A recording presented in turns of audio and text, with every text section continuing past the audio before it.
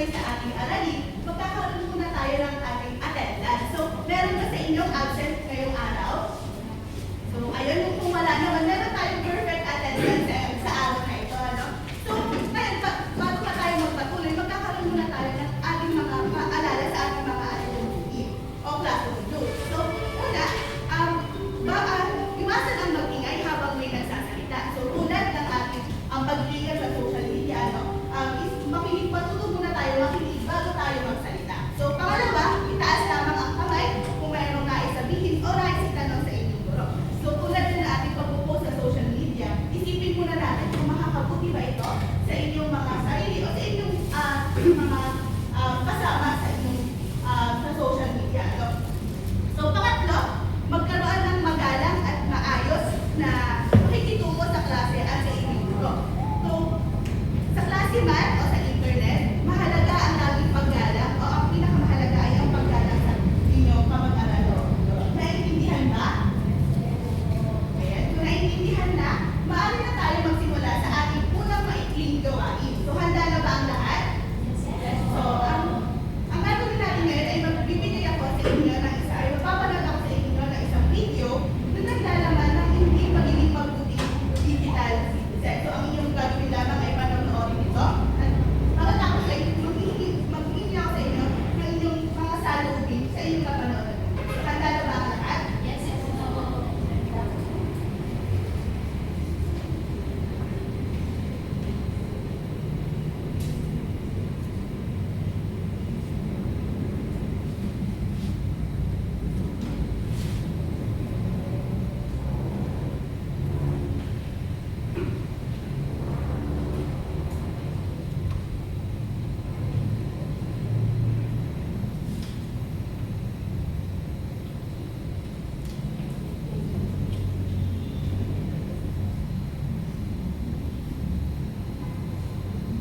Kahit kailan nakakainis talaga itong si Ma'am.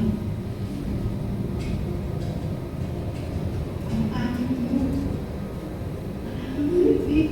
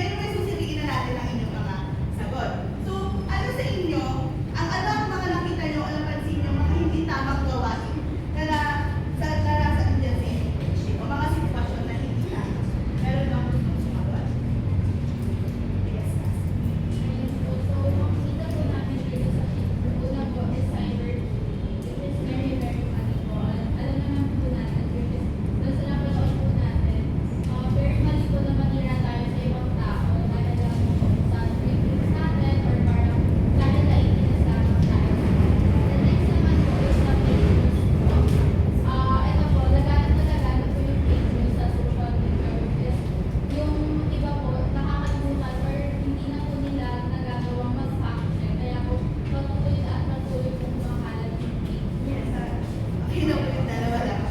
Maraming salamat. So meron pa akong magbahagi ng kanilang kasagutan. Saan napansin nila o sa sitwasyon ng kanilang nakita sa kanilang friendship. Maaari ka bang sumagot siya? So, bali po yung mga tsaka po yung mga is yung online scamming na. Sa online scamming po yan, medyo talagang din po siya ngayon since ang dami mga na lolo po po online scamming medyo mahirap din.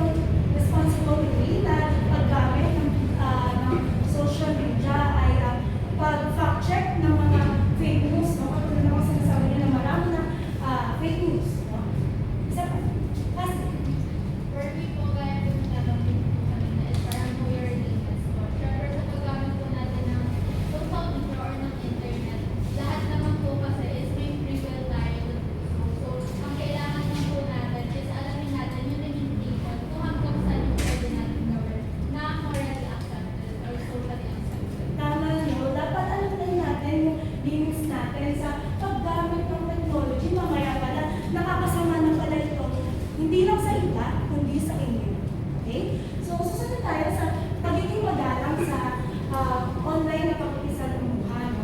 Dapat may respeto tayo sa mga taong nakaka-interact natin. At tandaan, no, na dapat kung hindi natin nasasabi ito sa personal, dapat hindi din natin kino-comment or pino-post kung mga masasakit na salita, no? Ayun. At maging mapanuri sa impormasyon. Katulad na sinabi ni En, no? Dapat mapanuri tayo sa paggamit ng digital world. Yes, Sir, sir. paano po kayo susuli mga information mula sa AI? Oh, okay. Since kasi, ako rin po ay gumagamit ng AI, no? Ako, personally, ginagawa ko kapag nag-prompt ako sa AI, dapat dine-verify mo muna yung link na kumari, nag-prompt na si AI, sabi niya dito, ito yung sources. Kasi minsan, nalalis si AI. So, minsan, mali-mali yung informasyon na binibigay niya, no? So, dapat pag nakita mo yung sources, no? Pindutin natin yun, tingnan natin kung ano kung tama ba, kung meron pang lalabas na article, para ma-verify natin kung tama ba o totoo yung informasyon na galing sa AI. So, ano kaya ang paraan ng pagiging mabuting digital citizen, no? Isa sa paraan ng pagiging mabuting digital citizen ay ang mag-fact check bago mag-share ng post, no? Since sinabi na natin na kailangan mapanuri tayo, dapat mag-fact check tayo sa mga sources na nakikita natin, no? Hindi tayo dapat basta-basta nag-focus ng mga balita na mga post na nakikita natin sa social media, no? Kasi maaari na hindi naman pala totoo ito, no? Kaya nga dapat i-verify natin yung sources.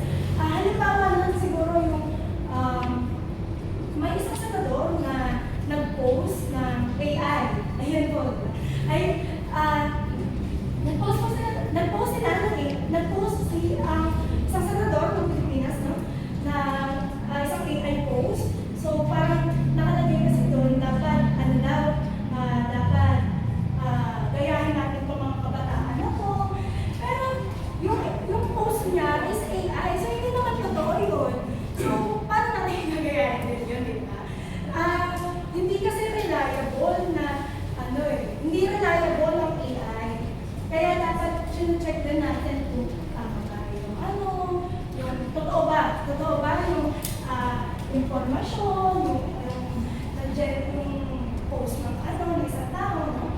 And ayun, next is yung pag-set ng privacy settings para protektado ang informasyon natin, no? Dapat hindi tayo nagbibigay ng mga personal information katulad ng address natin, number natin, email natin, even yung mga pictures natin. Dapat tinitignan natin kung dapat sineset natin yung private yung mga ganitong informasyon kasi maaari sa group kung maaari na makakuha ng identity ng hacking. Kasi pwede yun possible na ma-hack ka, makuha yung identity mo. Pwede yun makapahamak sa pamilya mo, pwede gamitin yun against sa pamilya mo, sa mga kaklase mo, kaibigan mo, or even sa'yo. Pwede kang i-threat mo kapag nakuha yung mga information. So, ang pinakalas ay ang pag-iwas sa cyberbullying at paggamit ng mga salita na malalam, no? Dapat, ayun, si Lia, no? Si Lia na sabi na maraming cyberbullying sa past school mo, no? Kaya dapat maging maingat tayo doon. Kasi kanina sinasabi natin na nakakalungkot at yung mental health nakaka-affect din po. So, dapat, no? Mas maging maingat tayo sa pananalita natin, sa online, at dapat maging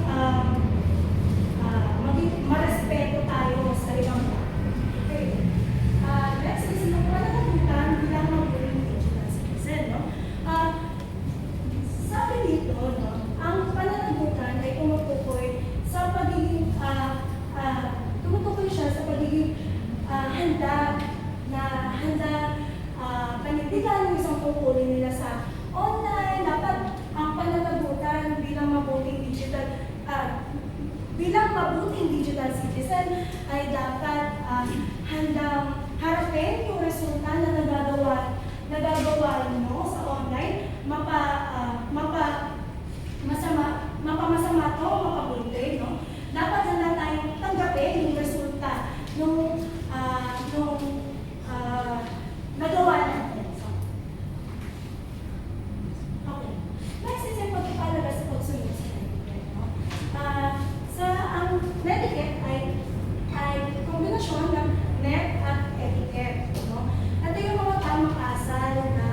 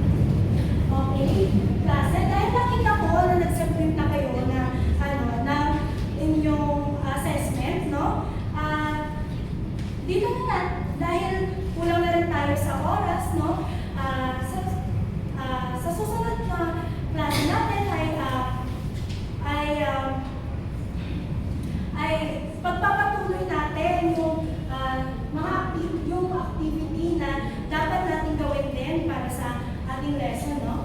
Okay? So, paalam na sa inyong grade 9 nila. Alam ko rin po, Teacher Nicole. Maraming salamat. Thank you po.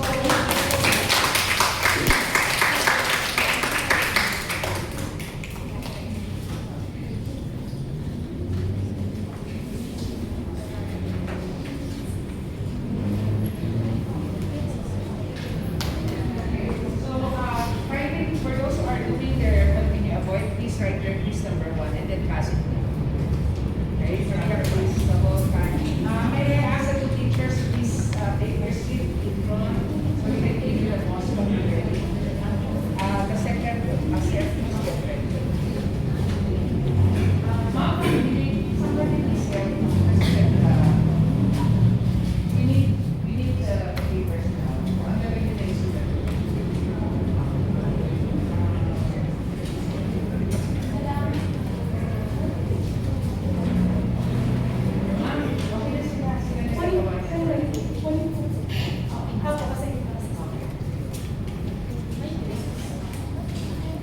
Can you please take? Okay.